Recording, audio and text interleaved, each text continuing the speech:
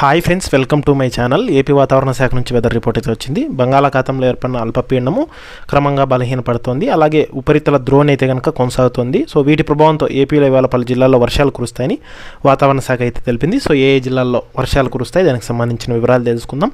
వీడియోనైతే లాస్ట్ వరకు చూడండి. వీడియోలోని ఇన్ఫర్మేషన్ నచ్చితే ఛానల్ని సబ్స్క్రైబ్ చేసుకోండి. వీడియో యూస్ఫుల్ అనిపిస్తే మీ ఫ్రెండ్స్ అండ్ ఫ్యామిలీ మెంబర్స్కి మన వీడియోస్ని షేర్ చేయండి. మన ఛానల్లో ఏపీ వెదర్ అప్డేట్స్ అయితే వస్తూ ఉంటాయి. సో అవన్నీ మీరు మిస్ కాకుండా చూడొచ్చు. అలాగే వీడియోని హైప్ అయితే ఇవ్వండి. ఇక లేట్ చేయకుండా టాపిక్లోకి అయితే వెళ్ళిపోదాం. ఆగ్నేయ బంగాళాఖాతంలో ఏర్పడిన అల్పపీడనం అదే ప్రాంతంలో కొనసాగుతూ క్రమంగా వచ్చే 24 గంటల్లో బలహీనపడే అవకాశం ఉన్నట్లు వాతావరణ శాఖ తెలిపింది.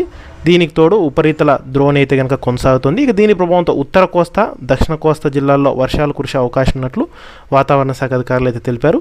ఇక మరోవైపు చూసుకుంటే ముఖ్యంగా దక్షిణాంతర్గత కర్ణాటక నుండి మరాఠ్వాడ వరకు ఉన్న ద్రోణి వాయువ్య తమిళనాడు నుండి దక్షిణాంతర్గత కర్ణాటక అంతర్భాగంగా మధ్య మహారాష్ట్ర వరకు సగటు సముద్ర మట్టానికి 0.9 కిలోమీటర్ల ఎత్తులో కొనసాగుతోంది.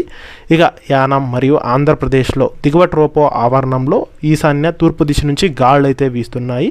ఇక వీటి ఫలితంగానే ఏపీలో ఇవాళ పలు చోట్ల అయితే కనుక పిడుగులతో కూడిన వర్షాలు కురిసే అవకాశం ఉన్నట్లు వాతావరణ శాఖ అధికారులు అయితే హెచ్చరికలు జారీ చేశారు.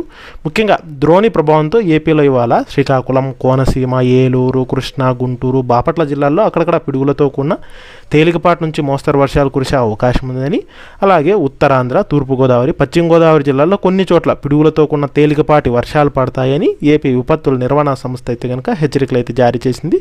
ఇక వీటితో పాటు క్రమంగా పగటిపూట ఉష్ణోగ్రతలు కూడా పెరిగే అవకాశం ఉన్నట్లు వాతావరణ శాఖ అధికారులు అయితే తెలిపారు.